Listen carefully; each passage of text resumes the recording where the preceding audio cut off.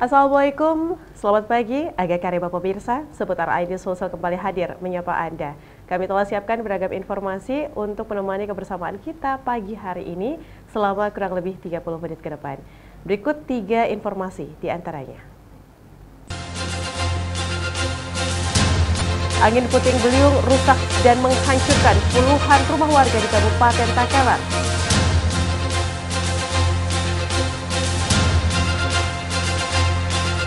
Dua tersangka kasus korupsi dana kesehatan senilai 6,3 miliar rupiah ditahan Kejaksaan Negeri Parepare.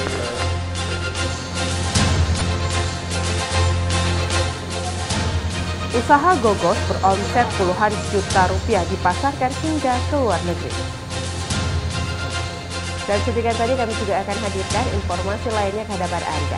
Bersama saya, Nani Jamal, inilah seputar Anyus Susul selengkapnya.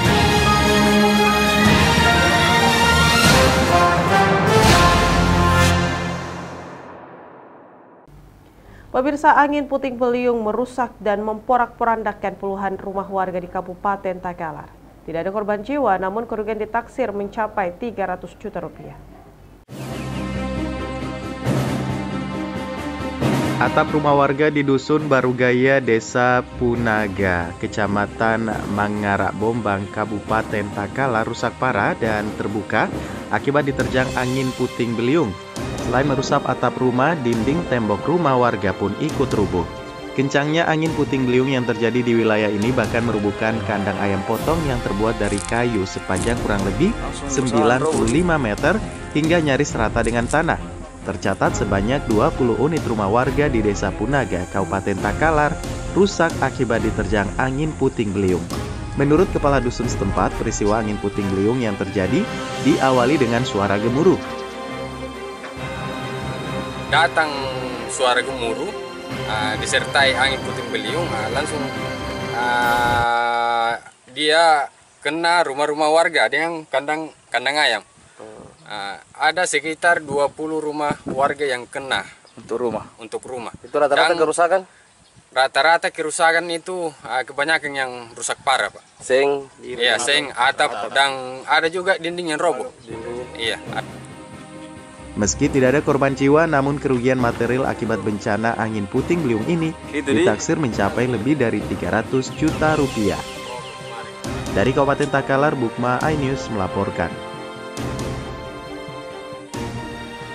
Pemirsa, sebuah mobil sedan rusak parah usai tertimpa pohon besar saat melintas di Jalan Abdullah Daeng Sirwa, Kota Makassar. Proses evakuasi 6 orang penumpang berlangsung dramatis.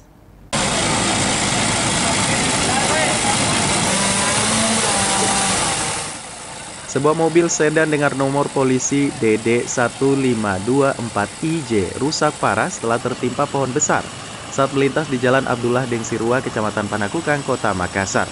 Kaca depan dan kaca samping bagian depan seluruhnya retak dan bagian atap ambruk tertimpa batang pohon besar.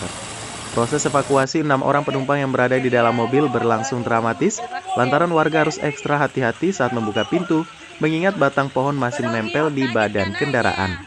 Usai mengevakuasi 6 orang penumpang, warga dibantu petugas Dinas Lingkungan Hidup berjibaku memotong batang pohon menggunakan alat pemotong kayu. Kejadian ini berawal saat mobil sedan yang mengangkut 6 orang penumpang melintas dari arah Jalan Petarani menuju Kompleks Baruga. Saat berhenti dekat lampu merah Jalan Abdullah Daeng Sirwa, tiba-tiba pohon besar jatuh dan menimpa bagian atap kendaraan hingga ambruk. Kondisi pohon besar yang diperkirakan sudah tua, ditambah dengan angin kencang disertai hujan deras yang mengguyur Kota Makassar sejak pagi, menyebabkan pohon tumbang. Pas lampu merah saya berhenti. Terus dari itu mobil ke belakang, aku berhenti di depan juga mobil juga pas ada kena. Jadi pas mobil langsung ditimpa, Pak? Iya. Oh, jadi waktu kejadian bagaimana, Pak? Langsung diselamatkan diri atau gimana? Tidak, Ji. Langsung tidak bisa, kan pintu tidak bisa terbuka. Dibuka dari luar baru bisa. Oh, begitu, Pak, ya. Usai memotong batang pohon dari badan kendaraan, mobil selanjutnya dievakuasi di pinggir jalan agar tidak memacetkan jalur lalu lintas yang sempat ditutup. Dari Makassar, Yoel Giorgino Yusfin, iNews melaporkan. Hari kedua pasca longsor di jalur Trans Sulawesi Palopo Toraja belum bisa dilalui kendaraan. Namun untuk kendaraan roda 2, pengendara memaksa dengan melewati jalur alternatif menggunakan tali. Longsor yang terjadi di 11 titik jalur Trans Sulawesi Palopo Toraja, tepatnya di wilayah Batang dan Batang Barat, Kecamatan Wara Barat, sejak minggu kemarin belum bisa dilalui kendaraan. Namun pengendara sepeda motor asal Batang Barat memilih menerobos bekas longsor masuk keluar hutan agar bisa sampai ke rumah masing-masing. Untuk melewati tumpukan material longsor, para pengendara saling bantu mengangkat hingga menarik motor dengan tali. Kondisi ini terpaksa dilakukan karena di hari kedua titik longsor di kilometer 16 belum bisa dibersihkan alat berat lantaran alat berat masih membersihkan beberapa titik longsor di kilometer 11, 12, dan 14. Lurah Batang Barat Arifin M mengungkapkan bahwa masih ada beberapa titik yang belum bisa diakses sehingga warga antusias membantu pengendara roda 2 yang akan melintas. Kalau korban di wilayah tersendiri ada berapa? Kalau korban jiwa sampai saat ini belum ada, tetapi korban material ada, mobil 1, kemudian rumah 1 yang tergerus dengan longsoran. Kalau yang diungsikan ada tidak? Untuk sementara ini yang kena longsor itu sudah diungsi sama keluarganya yang ada di sana. Kalau untuk longsor saat ini ada berapa titik, Pak? Ada sekitar 8 titik. Ya. Yang belum bisa diakses? Termasuk ini pertama ada sekitar 5 akses lagi yang belum tertangani. Hingga saat ini dinas terkait masih terus bekerja untuk membuka akses jalan. Namun kendala cuaca hujan terkadang menjadi ancaman keselamatan para pekerja. Dari Kota Palopo, Nasruddin Rubak, iNews melaporkan. Warga yang menjadi korban banjir di Kelurahan Pentojangan, Kecamatan Teluk Wanua, Kota Palopo, kondisi warga sangat memprihatinkan karena terisolir. Stok makanan dan air bersih juga kian menipis.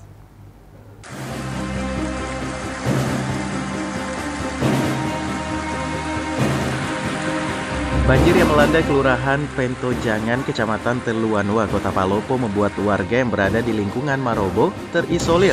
Banjir juga membuat lahan persawahan dan perkebunan terendam dan terancam gagal panen. Sementara akses jalan keluar dan masuk ke perkampungan tergenang hingga 1 meter. Kondisi ini membuat stok makanan dan air bersih warga sangat menipis. Para pengungsi hanya bisa bertahan di tenda terpal dalam kondisi penuh keterbatasan, bahkan warga sempat mengandalkan daun pisang sebagai pengganti tikar. Warga berharap bantuan dari pemerintah provinsi, karena bantuan dari pemerintah dinilai sangat minim. Sampai saat ini sudah berada di perut orang dewasa. Untuk korban jiwa tidak ada. Begitupun dengan sekitar kurang lebih 150 kakak yang ada di lingkungan Marobo khususnya sekarang diungsikan ke tempat yang lebih tinggi untuk mengantisipasi hal-hal yang tidak diinginkan. Perlu diketahui bahwa 150 kakak kurang lebih ini sekarang terisolir karena dimana kita ketahui bahwa akses penghubung dari Kelurahan Salobatan kemudian dari Kabupaten sebelah Desa Lamasi Pantai itu sudah tidak bisa dilalui kendaraan baik roda 2 maupun roda 4. Dari Kota Palopo, Nasruddin Rubak, iNews melaporkan. Pemirsa, 2 tersangka kasus korupsi dana kesehatan senilai 6,3 miliar rupiah ditahan Kejaksaan Negeri Kota Parepare. Keduanya ditetapkan sebagai tersangka setelah terbukti tersangkut kasus korupsi dana kesehatan yang terjadi pada tahun 2018 lalu. 2 tersangka kasus korupsi dana Dinas Kesehatan Kota Parepare ditahan Kejaksaan Negeri Parepare Senin 10 Oktober lalu. Kedua tersangka ini masing-masing Zahrial Jafar, pensiunan pejabat pemerintah Kota Parepare, dan Jamal Ahmad, pejabat aktif yang menjabat Kepala Badan Keuangan Daerah Pemerintah Kota Parepare.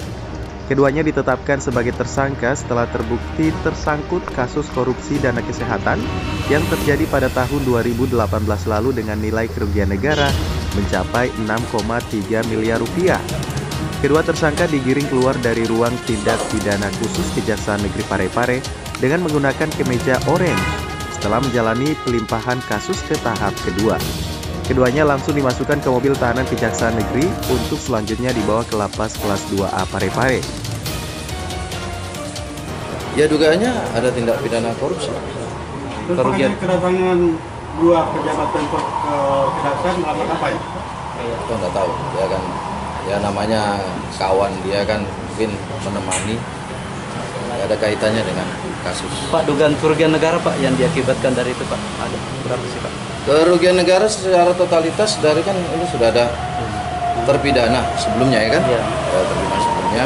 Jadi totalitas nanti di fakta persidangan lah kita bisa lihat. Selain nama dua itu Pak, ada kemungkinan nama pejabat yang lain akan ke... Nah, kalau soal itu tanyakan pada penyidik. Ya. Nah.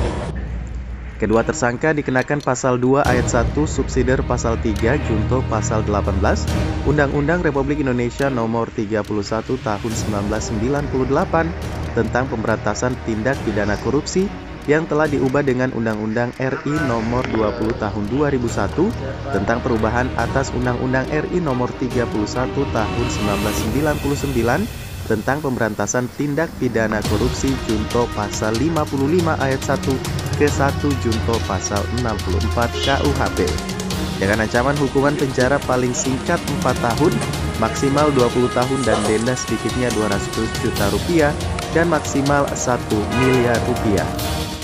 Dari Parepare, Erwin Eka Pratama, iNews melaporkan.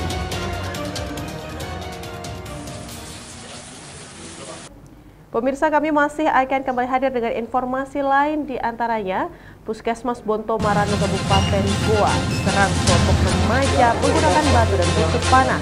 Selengkapnya sesaat lagi.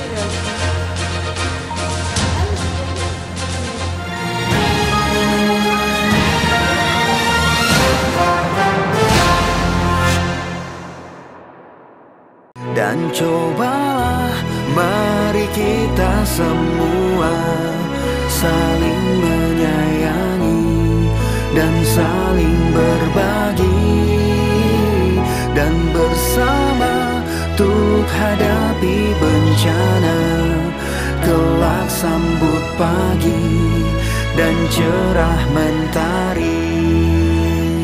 Dan cobalah mari kita semua saling menyayangi dan saling berbagi dan bersama untuk hadapi bencana, kelak sambut pagi dan cerah mentari.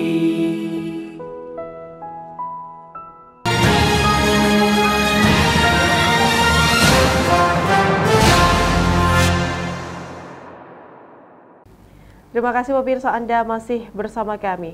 Pemirsa, Puskesmas Bonto Maranu di Kabupaten Goa diserang sekelompok remaja menggunakan batu serta busur panah. Akibatnya sebagian kaca jendela pecah serta sejumlah fasilitas di dalam UGD Puskesmas juga rusak.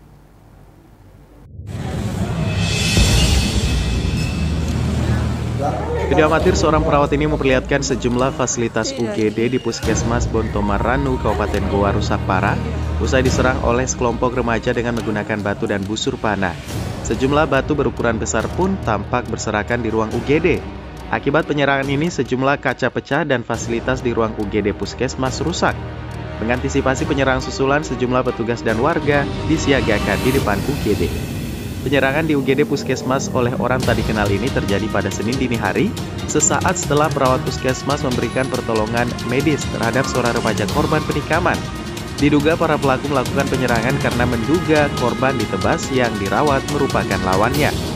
Menurut petugas nakes, awal penyerangan terjadi saat ia menerima satu pasien ditebas pada pukul 1.30 dini hari.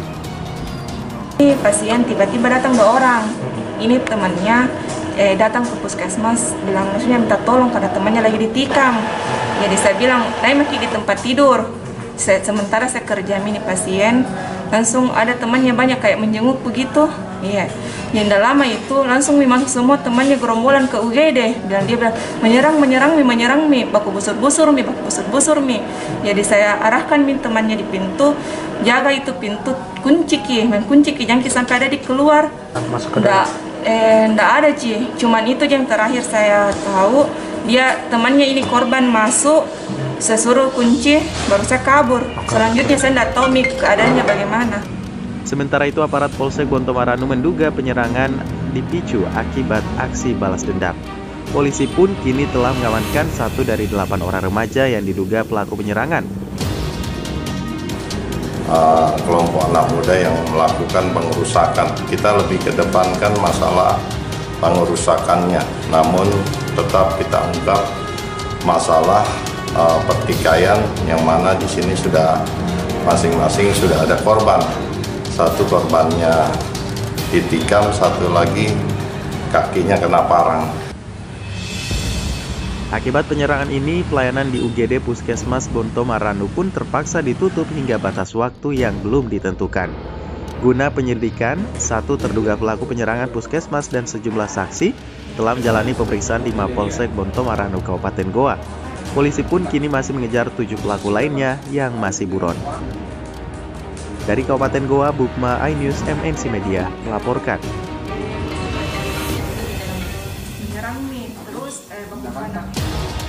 Diduga cemburu, seorang suami di Kabupaten Luwu nekat menikam istrinya sendiri hingga tewas. Aksi penikaman ini terjadi lantaran pelaku cemburu melihat istrinya berkomunikasi dengan pria lain.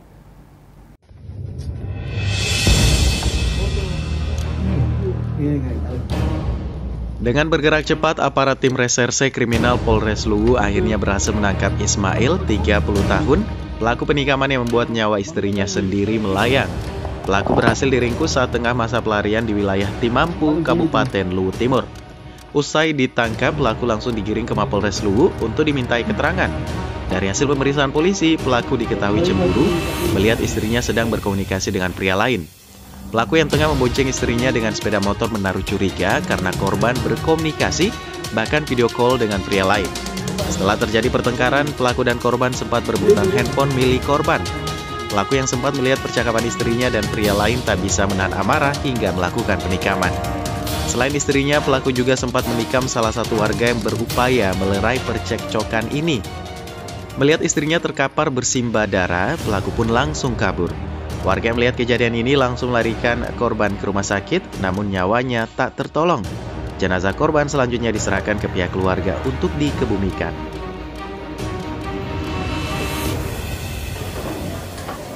Pertengkaran antara suami istri, korban dan pelaku didasari perasaan cemburu sang suami. Diawali ketika keduanya akan naik berboncengan motor dari arah rumah orang tua ke rumah mereka di Cilalang. Dalam perjalanan, si korban menerima panggilan telepon dari seseorang yang kemudian terdengar secara sama-sama oleh suami bahwa itu adalah seorang laki-laki, dan kemudian dalam perjalanan pun sesekali dia membalas WhatsApp itu menurut penuturan tersangka, dan bahkan sempat melakukan video call dengan orang lain di atas kendaraan berboncengan. Atas perbuatannya ini, pelaku kini mendekam di tahanan Mapolres Luwu. Pelaku disangkakan pasal pembunuhan dan penganiayaan. Dari Kabupaten Luwu, Nasruddin Rubak iNews melaporkan. Ditres Narkoba Polda Sulsel berhasil mengungkap tindak pidana narkotika jenis sabu di Jalan Pengairan, Kecamatan Maritengai, Kabupaten Sidrap. 1 orang pelaku berhasil diringkus. Unit 3 Subdit 1 Ditres Narkoba Polda Sulsel dipimpin oleh Kanit 3 Subdit 1 Ditres Narkoba AKP Suwardi Syamsul berhasil mengungkap tindak pidana narkotika jenis sabu di BTN Karsa Graha, Jalan Pengairan, Kelurahan Lakasi, Kecamatan Maritengai, Kabupaten Sidrap. Terduga pelaku RC diamankan saat sedang berada di dalam rumah, tepatnya di ruang tamu, dan personil langsung melakukan penggeledahan. 1 buah tas kecil berwarna ungu di kantong saku jaket berisi sachet bening sebanyak 17 berisi kristal dan diduga narkotika berjenis sabu. Saat diinterogasi, terduga mengakui barang tersebut adalah miliknya yang didapatkan di Rapang Kemudian tim melakukan pengembangan rumah ke beberapa tempat yang dicurigai sebagai tempat persembunyian, namun belum berhasil ditemukan.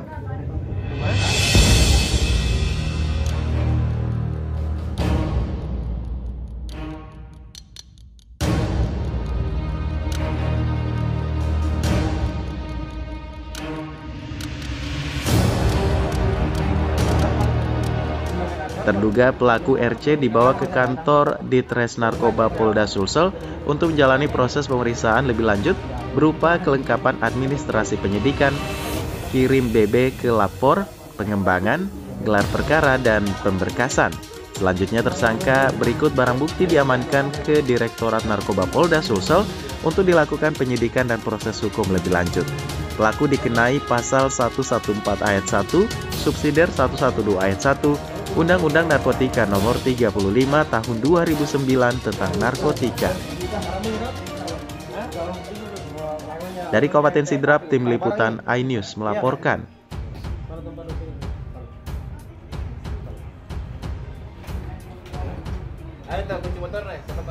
Belajar tidak harus di dalam ruang kelas, seperti yang dilakukan oleh puluhan pelajar kelas 1 di SD Negeri 3 Kota Parepare. Mereka diajari untuk membuat telur asin sebagai membekali jiwa mereka untuk bidang wirausaha sejak anak-anak.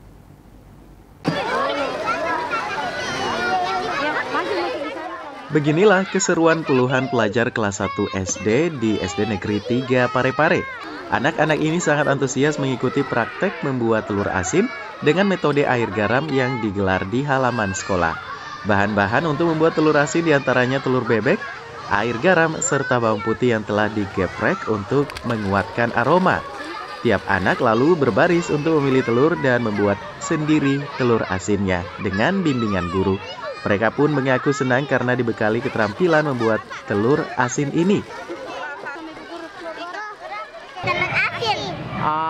Gimana sih caranya buat telur asin? Pertama, ambil telur 4, kasih masuk di plastik. Ambil plastik, baru kasih telur 4, baru kasih air, bawang sama garam. Habis itu ikan pakai karet, kasih dibak. Adakan kegiatan P5, proyek penguatan Pancasila, yang dimana dilakukan oleh kelas 1 dan kelas 4. Jadi ini khusus untuk kelas 1, dimana tujuannya ini untuk membantu siswa untuk kedepannya nanti memahami tentang kewirausahaan, mengajarkan edukasi wirausahaan sejak dini untuk anak-anak. Praktek membuat telur asin ini sebagai salah satu mata kurikulum Merdeka yang merupakan proyek penguatan Pancasila. Kegiatan ini diharapkan bisa memberikan edukasi wirausaha sejak dini kepada anak-anak melalui pendidikan saintifik lewat praktek secara langsung. Dari Parepare, Erwin Eka Pratama, iNews melaporkan.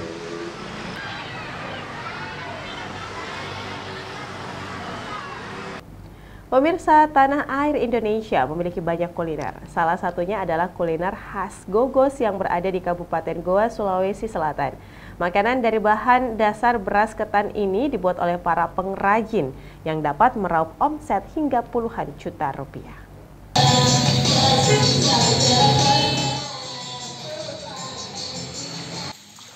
Pemirsa, gogos adalah makanan khas Sulawesi yang terbuat dari bahan dasar beras ketan dan air santan. Proses pembuatan beras ketan yang dikukus lalu dicampur air santan kelapa. Kemudian di tengahnya diisi beragam lauk seperti suiran ayam, ikan tuna, dan abon. Selanjutnya dibungkus menggunakan daun pisang. Setelah dikukus, gogos harus terlebih dulu dibakar selama 5 menit sebelum dinikmati.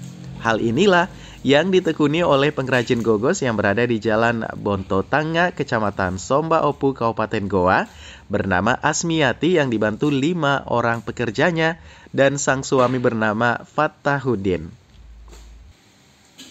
Asmiati mampu memproduksi gogos dalam sehari sebanyak 1.200 hingga dengan 1.500 biji untuk harga cukup terjangkau. mulai dari gogos original yang dijual Rp3.500 dan gogos isi ayam dan ikan tuna yang dijual seharga Rp5.000 per satu bijinya. Berapa lama ini gogos pusat ke jalan, Kak? Kalau usahaku ini cukup lama, kurang lebih 16 tahun. Dari anakku bayi, sekarang sudah SMA. Oh, iya.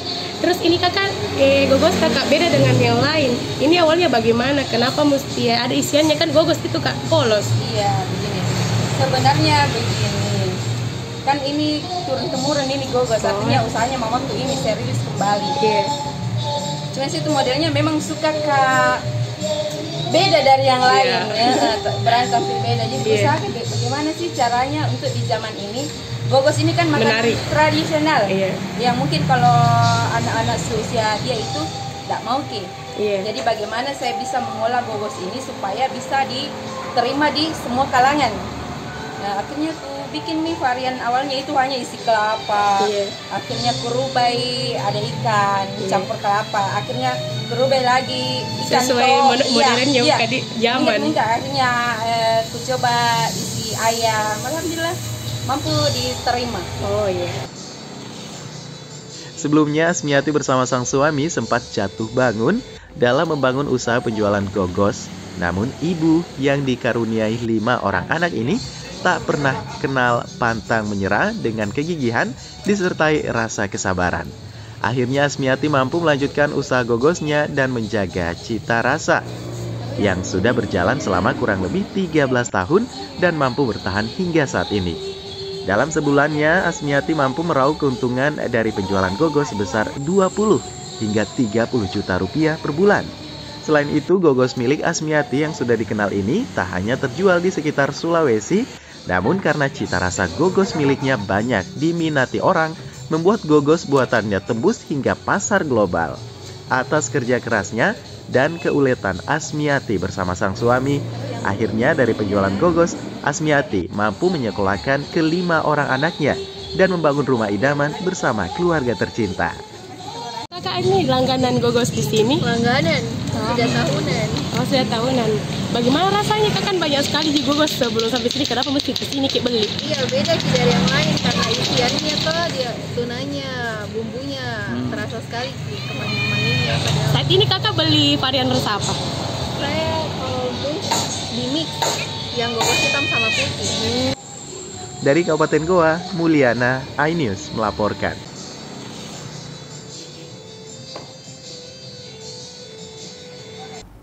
Pemirsa, informasi tadi menjadi akhir kebersamaan kita dalam program seputar iNews Sulsel edisi hari ini.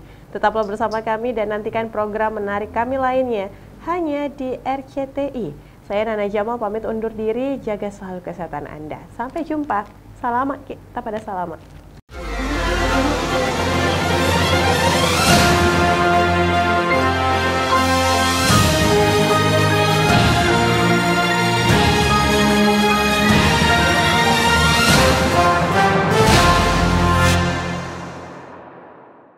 Dan cobalah mari kita semua saling menyayangi dan saling berbagi dan bersama untuk hadapi bencana, kelak sambut pagi dan cerah mentari.